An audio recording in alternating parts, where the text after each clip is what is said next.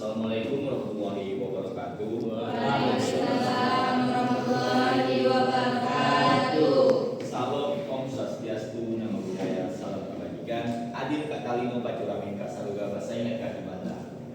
Halo.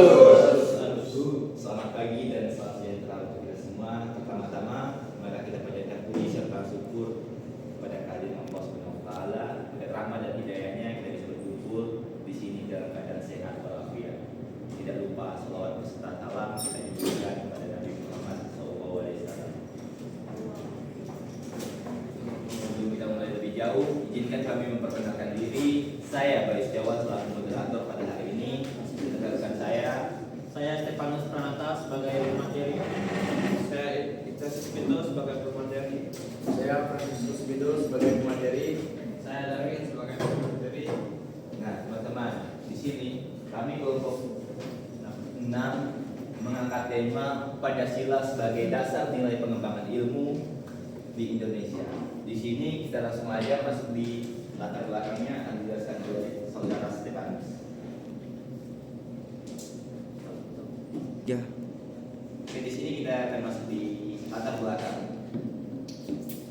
Pancasila sebagai ideologi negara merupakan kristalisasi nilai-nilai budaya dan agama dari bangsa Indonesia. Pancasila sebagai ideologi bangsa Indonesia mengakomodir seluruh aktivitas kehidupan masyarakat, bangsa, dan bernegara. Demikian pula hanya dalam aktivitas ilmiah. Oleh karena itu, rumusan Pancasila sebagai paradigma ilmu bagi aktivitas ilmiah di Indonesia merupakan sesuatu yang bersifat niscaya. Sebab pengembangan ilmu yang terlepas dari nilai ideologi bangsa justru dapat mengakibatkan sekularisme seperti yang terjadi pada zaman Renaissance di Eropa.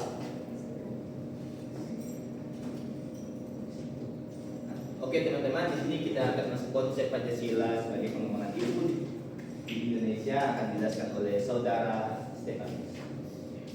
Baik, terima kasih kepada moderator. Baik, saya akan melanjutkan yaitu konsep dan urgensi Pancasila. Yang pertama, konsep Pancasila. Pengertian Pancasila sebagai dasar nilai pengembangan ilmu dapat mengacu pada beberapa jenis pemahaman. Pertama, bahwa setiap ilmu pengetahuan dan teknologi (IPTEK) yang dikembangkan di Indonesia haruslah tidak bertentangan dengan nilai-nilai yang terkandung dalam Pancasila. Kedua, bahwa setiap IPTEK yang dikembangkan di Indonesia harus menyertakan nilai-nilai Pancasila sebagai faktor internal pengembangan IPTEK itu sendiri. Ketiga, bahwa nilai-nilai Pancasila berperan sebagai rambu normatif bagi pengembangan IPTEK di Indonesia. Artinya mampu mengendalikan IPTEK agar tidak keluar dari cara berpikir dan cara bertindak bangsa Indonesia. Yang keempat, bahwa setiap pengembangan IPTEK harus berakar dari budaya dan ideologi bangsa Indonesia itu sendiri, atau yang lebih dikenal dengan istilah indigenisasi ilmu, mempribumikan ilmu. Baik, kita masuk ke urgensi Pancasila. Pentingnya Pancasila sebagai dasar pengembangan ilmu dapat ditelusuri ke dalam hal-hal sebagai berikut. Pertama, pluralitas nilai yang berkembang dalam kehidupan bangsa Indonesia. Dewasa ini sering dengan kemajuan IPTEK menimbulkan perubahan dalam cara pandang manusia tentang kehidupan. Kedua, dampak negatif yang ditimbulkan kemajuan IPTEK terhadap lingkungan hidup berada dalam titik nadir yang membahayakan eksistensi hidup manusia di masa yang akan datang. Oleh karena itu diperlukan tuntunan moral bagi para ilmuwan dalam pengembangan IPTEK di Indonesia. Ketiga, perkembangan IPTEK yang didominasi negara-negara barat dengan politik global ikut mengancam nilai-nilai khas dalam kehidupan bangsa Indonesia seperti spiritualis, gotong royong, solidaritas, musyawarah, dan cita rasa keadilan. Baik, sekian saja dari saya. Saya kembalikan ke moderator. Nah, teman-teman, di sini kan sudah mendapatkan latar belakang konsep Pancasila sama urgensi Pancasila tersebut. Di sini kita akan memasuki alasan diperlukannya kajian yang akan dibahas oleh saudara Vito. Baiklah, saya di sini akan membahas alasan diperlukannya kajian. Yang pertama, kerusakan lingkungan yang ditimbulkan oleh iptek, baik dengan dalih percepatan pembangunan daerah tertinggal maupun upaya peningkatan kesejahteraan masyarakat, perlu mendapat perhatian yang serius. Yang kedua, penjabaran sila-sila Pancasila sebagai dasar nilai pengembangan iptek dapat menjadi sarana untuk mengontrol dan mengendalikan kemajuan iptek yang berpengaruh pada cara berpikir dan bertindak masyarakat yang cenderung pragmatis. Yang ketiga, nilai-nilai kearifan lokal yang menjadi simbol kehidupan di berbagai daerah mulai digantikan dengan gaya hidup global seperti budaya gotong royong yang digantikan dengan individualis yang tidak patuh membayar pajak. Cukup sekian dari saya, terima kasih. Setelah membahas alasan yang diperlukan kajian, di sini kita akan memasuki faktor ketiga, yaitu menggali sumber historis, politis, sosiologis dan politis yang akan dibahas oleh saya sendiri. Nah, sumber historis yang pertama itu yaitu sumber Pancasila sebagai dasar nilai pengembangan ilmu di Indonesia dapat ditelusuri pada awal dalam dokumen negara, yaitu pembukaan Undang-Undang Dasar 1945 pada alinea keempat pembukaan Undang-Undang 1945 yang berbunyikan, kemudian daripada itu untuk membentuk suatu pemerintahan negara Indonesia yang melindungi segenap bangsa Indonesia dan seluruh tumpah darah Indonesia untuk memajukan kesejahteraan umum, mencerdaskan kehidupan bangsa dan ikut melaksanakan ketertiban dunia. Dalam alinea keempat tersebut dijelaskan bahwa mencerdaskan kehidupan bangsa sudah mengartikan bahwa di sini Pancasila sebagai sumber pengembangan ilmu di Indonesia. Nah, poin yang kedua, sekarang dalam rangkaian kuliah Pancasila dalam falsafah negara pada 26 Juni 1958 sampai dengan 1 Februari 1959, sebagaimana disitir Sofyan Effendi, Rektor UGM dalam Simposium dan Sarah Sehan, Pancasila sebagai paradigma ilmu pengetahuan dan pembangunan bangsa, 14 sampai 15 Agustus 2006, selalu menyinggung perlunya setiap sila Pancasila dijadikan blueprint bagi setiap pemikiran dan tindakan bangsa Indonesia. Karena kalau tidak akan terjadi kemunduran dalam pencapaian keadilan sosial bagi seluruh rakyat Indonesia. Sumber historis yang ketiga yaitu konsep Pancasila sebagai dasar nilai pengembangan ilmu pernah dikemukakan oleh Prof. Noto Nagoro, anggota Senat Universitas Gadjah Mada, sebagaimana dikutip oleh Prof. Koesnadi Harjoswemantri dalam sambutan seminar tersebut yang menyatakan bahwa Pancasila merupakan pegangan dan pedoman dalam usaha ilmu pengetahuan untuk penggunaan sebagai asas dan pendirian hidup, sebagai suatu pangkal sudut pandangan dari subjek ilmu pengetahuan dan juga menjadi objek ilmu pengetahuan atau hal yang diselidiki Koesnedi 1987. Penggunaan listrik, asas dan pendirian hidup mengacu pada sikap dan pedoman yang menjadi rambu normatif dalam tindakan dan pengambilan. Kita masuk ke sumber sosiologis. Yang pertama, sumber sosiologis Pancasila sebagai dasar nilai pengembangan ilmu iptek. ditemukan pada sikap masyarakat yang sangat memperhatikan dimensi ketuhanan dan kemanusiaan, sehingga menegakkan iptek sejalan dengan nilai ketuhanan dan kemanusiaan. Biasanya terjadi penolakan, contohnya penolakan keras masyarakat atas rencana pembangunan pusat pembangkitan listrik tenaga nuklir di Semenanjung Muria beberapa tahun yang lalu. Jika penolakan masyarakat yang mengutamakan nilai ketuhanan dan kemanusiaan menjadi tolak ukur penerimaan iptek, penolakan terhadap teknologi yang sosiologis, pengembangan ilmu yang perlu mempertimbangkan sensitivitas komunitas.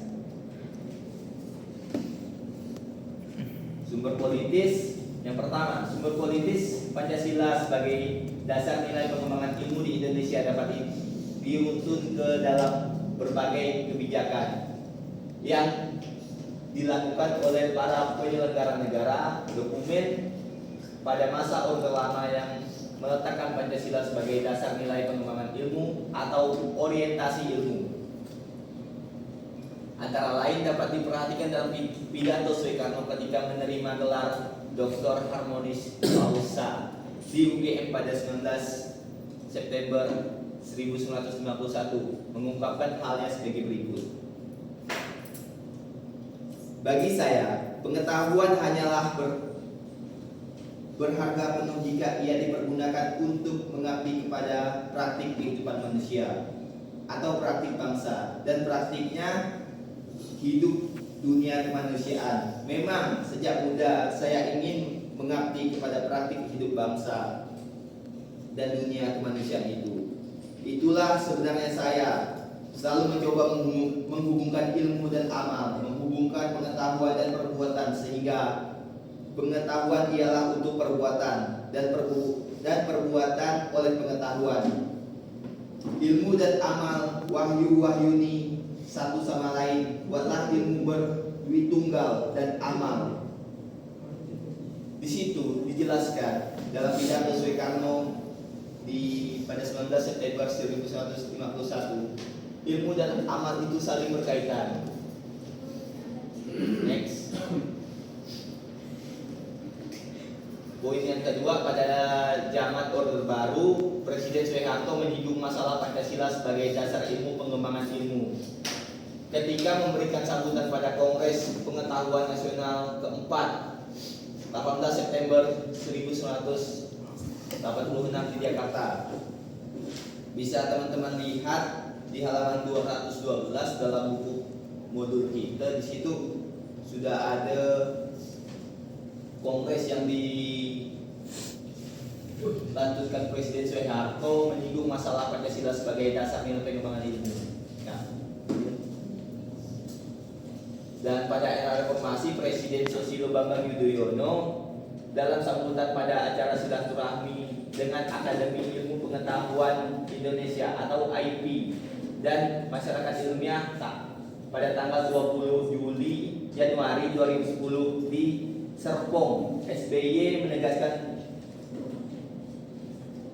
sebagai berikut. Tak perlu saya baca lagi, di halaman 213 itu sudah tercantum pidato Susilo Bambang Yudhoyono, Presiden kita, pada tanggal 20 Januari 2010. Next.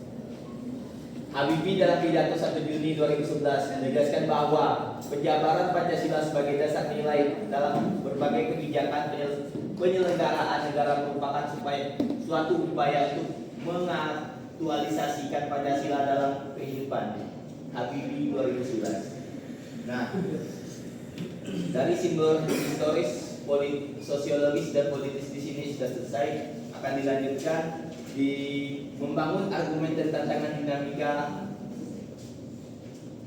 yang akan dipaparkan oleh Franciscus Guido. Ya. Baiklah, di sini saya akan membacakan tentang membangun argumen tentang dinamika dan tantangan. Dalam setiap sistem sosial atau organisasi, dinamika dan tantangan merupakan dua sisi yang tidak terpisahkan, yang justru menjadi indikator perkembangan dan kematangan suatu entitas. Argumen pertama, Dinamika mencerminkan pertumbuhan dan adaptasi dinamika dalam suatu kelompok atau sistem, menunjukkan adanya gerak, perubahan dan penyesuaian. Misalnya, dalam organisasi, pergeseran peran, konflik ide, atau inovasi kebijakan adalah bagian dari dinamika yang sehat. Argumen yang kedua, tantangan menjadi ujian ketahanan dan kemampuan menyelesaikan masalah. Tantangan seperti konflik internal, tekanan eksternal, atau keterbatasan sumber daya dapat melemahkan sistem, tetapi juga dapat memperkuatnya jika dihadapi dengan strategi yang tepat.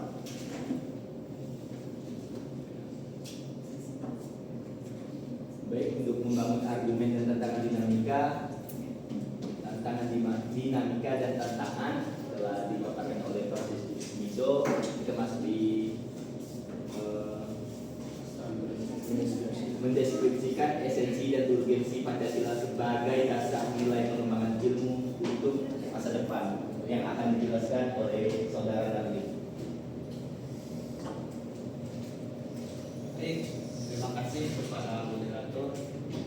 Di sini saya akan menjelaskan mendeskripsikan Pancasila dan urgensi Pancasila sebagai dasar nilai perkembangan ilmu untuk masa depan. Jadi yang pertama, esensi Pancasila sebagai dasar nilai perkembangan ilmu. Hakikat Pancasila sebagai dasar nilai perkembangan itu dikemukakan di Pro.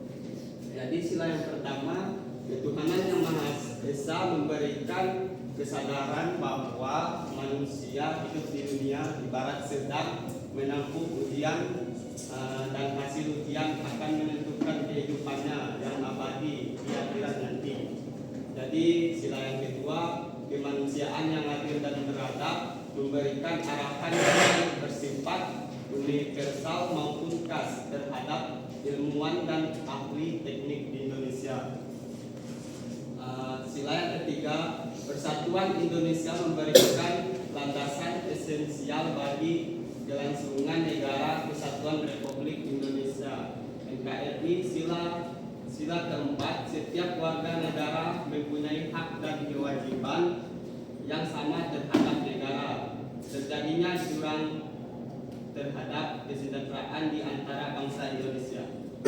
2. Urgensi Pancasila sebagai dasar nilai perkembangan ilmu. Poin yang A, perkembangan ilmu dan teknologi Indonesia dewasa ini tidak berakar pada nilai-nilai budaya bangsa Indonesia sendiri. Jadi poin yang B-nya, perkembangan ilmu pengetahuan di Indonesia lebih berorientasi pada kebutuhan dasar. Yang C, perkembangan ilmu pengetahuan dan teknologi Indonesia. Baik, terima kasih. Saya kembalikan ke moderator. Nah, teman-teman, di sini kan kita sudah membahas apa itu Pancasila sebagai pengembangan ilmu di Indonesia. Di sini saya akan membuka sesi tanya jawab yang dimana perwakilan kelompok itu mendapatkan satu kotak pertanyaan. Dipersilakan kepada teman-teman yang ingin bertanya mengenai apa sih Pancasila itu sebagai pengembangan ilmu di Indonesia dan lain sebagainya. Silakan teman-teman. Baik, saudara Ubud.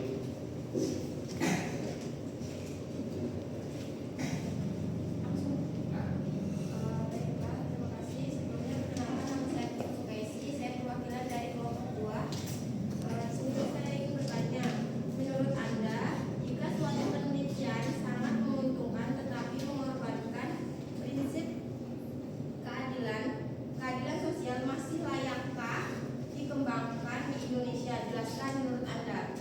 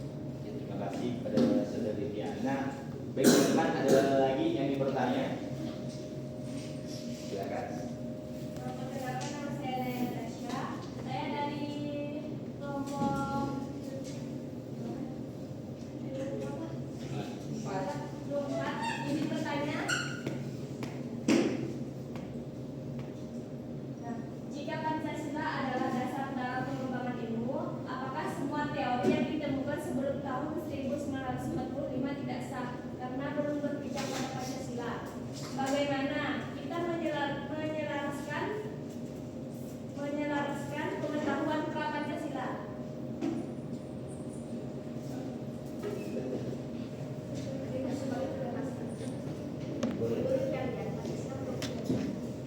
Dua, tiga. Baik, ada lagi yang bertanya?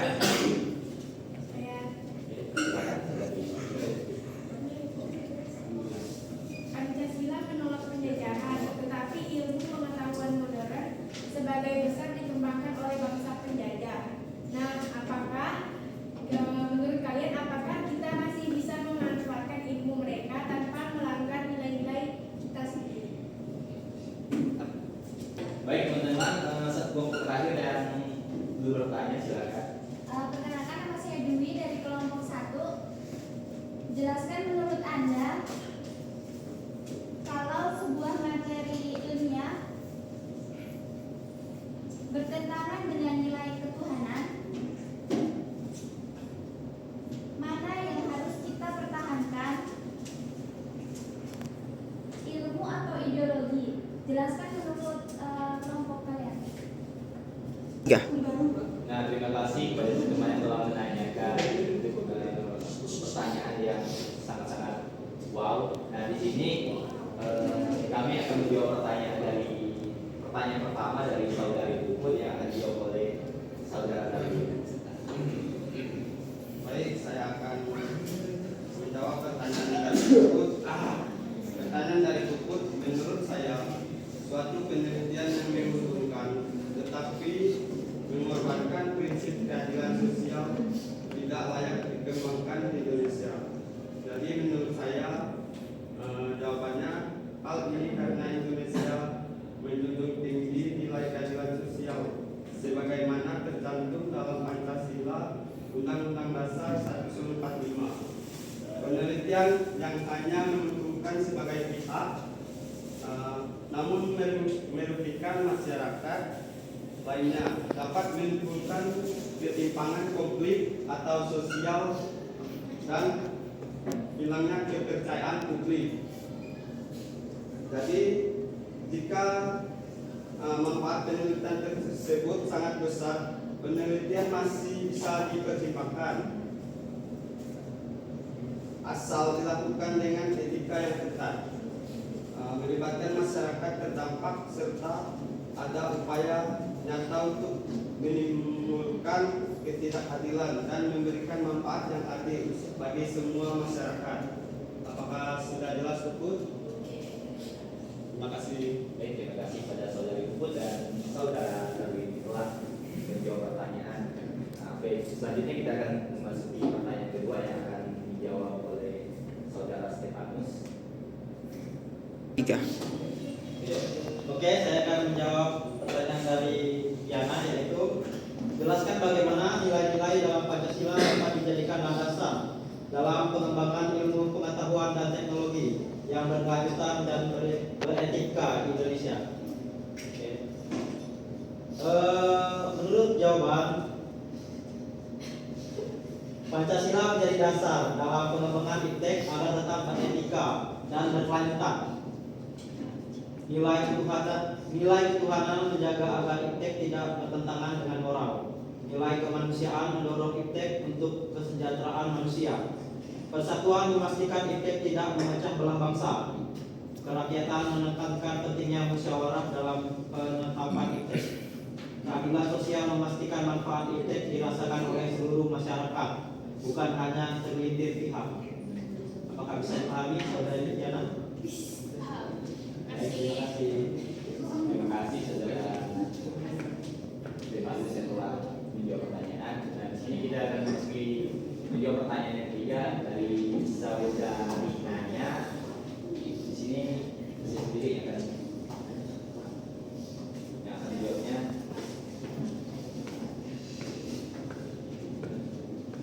Pertanyaannya itu, jika Pancasila adalah dasar dalam pengembangan ilmu, apakah teori yang ditemukan sebelum tahun 1945 tidak sah karena belum berpijak berpijak pada Pancasila. Bagaimana kita menyelaraskan pengetahuan pra Pancasila? Kalau itu pertanyaan seperti itu. Di sini teori-teori ilmu pengetahuan yang telah ditemukan sebelum 1945 tetap sah dan berharga secara ilmiah, karena kebenaran ilmiah tidak tergantung pada ideologi tertentu. Namun, setelah Pancasila ditetapkan sebagai dasar negara, pengembangan dan penerapan ilmu di Indonesia harus diselaraskan dengan nilai-nilai Pancasila seperti kemanusiaan, keadilan sosial, dan selanjutnya. Penyelarasan ini dapat dilakukan dengan poin pertama, menerapkan ilmu secara etis sesuai nilai Pancasila, bukan semata-mata untuk keuntungan sendiri. Yang kedua, mengkaji ulang penerapan teori agar tidak bertentangan nilai kemanusiaan, lingkungan, dan keadilan sosial. Yang ketiga, pengembangan ilmu baru yang relevan dan kebutuhan bangsa dan berpijak pada nilai Pancasila. Pancasila bukan menyalahkan teori lama, tetapi menjadi landasan moral dan etika dalam pemanfaatan ilmu di Indonesia sekarang ini. Apakah sudah jelas? Baik. Pertanyaan selanjutnya yang ditanyakan oleh saudara Iren akan dijawab oleh Fransiskus Wijo. Baiklah, di sini saya menjawab pertanyaan dari saudari Irena, yaitu pertanyaannya, Pancasila menolak penjajahan, tapi ilmu pengetahuan modern sebagian besar dikembangkan oleh bangsa penjajah. Apakah kita masih memanfaatkan ilmu mereka tanpa melanggar nilai-nilai kita sendiri? Jawabannya yaitu yang pertama, Pancasila menolak penjajahan. Pancasila khususnya dalam sila 2, kemanusiaan yang adil dan beradab, dan sila pertama, ketuhanan yang Maha Esa, serta pembukaan Undang-Undang Dasar 1945 jelas menolak segala bentuk penjajahan karena bertentangan dengan nilai kemanusiaan. Yang kedua, ilmu pengetahuan modern memang banyak berkembang dari negara penjajah. Revolusi ilmiah di Eropa hingga revolusi industri memang dilakukan oleh bangsa-bangsa yang saat itu juga menjajah berbagai wilayah di dunia. Tapi ilmu pengetahuan itu sendiri secara hakikat bersifat netral. Yang menjadi masalah adalah cara ilmu itu digunakan. Dan yang ketiga, apakah kita melanggar nilai kita jika memanfaatkan ilmu mereka? Tidak. Selama kita menggunakan ilmu itu untuk tujuan kemanusiaan dan keadilan sesuai Pancasila. Pancasila menolak penjajahan, bukan menolak ilmu. Pancasila menolak ketidakadilan dan eksploitasi, bukan menolak pengetahuan tentang gratifikasi, kedokteran, teknologi, atau matematika. Yang keempat, bagian sikap yang tepat. Yang bijak adalah mengambil ilmunya, meningkatkan watak kebenasannya, menggunakan ilmu itu untuk kemaslahatan manusia dan lingkungan, bukan untuk penjajahan gaya baru. Membangun paradigma ilmu yang berpihak pada kemanusiaan, keadilan sosial, dan keseimbangan alam sesuai nilai Pancasila. Mengembangkan ilmu yang berakar dari kearifan lokal dan nilai-nilai bangsa kita sendiri untuk melengkapi dan bahkan menawarkan alternatif bagi pengetahuan. Yang kelima, bahkan dalam sejarah para tokoh Indonesia sudah melakukan itu. Tokoh-tokoh seperti Soekarno dan Ki Hajar Dewantara, Tan Malaka, mereka semua belajar di Barat, menyerap ilmu politik, ekonomi, filsafat Barat, tetapi menggunakannya untuk membebaskan bangsa dan mengembangkan sistem sosial yang sesuai nilai Indonesia. Bagaimana saudari Irena? Bisa jelas? Nah, pertanyaan terakhir akan dijawab oleh saudara Ignatius Wito. Baiklah, saya akan menjawab pertanyaan dari saudari Dwi. Menurut saya, jika materi ilmiah bertentangan dengan nilai ketuhanan, maka nilai ketuhanan atau ideologi harus diutamakan. Ilmu memang penting, tetapi harus digunakan untuk kebaikan dan tidak boleh bertentangan dengan moral, etika, dan ajaran agama.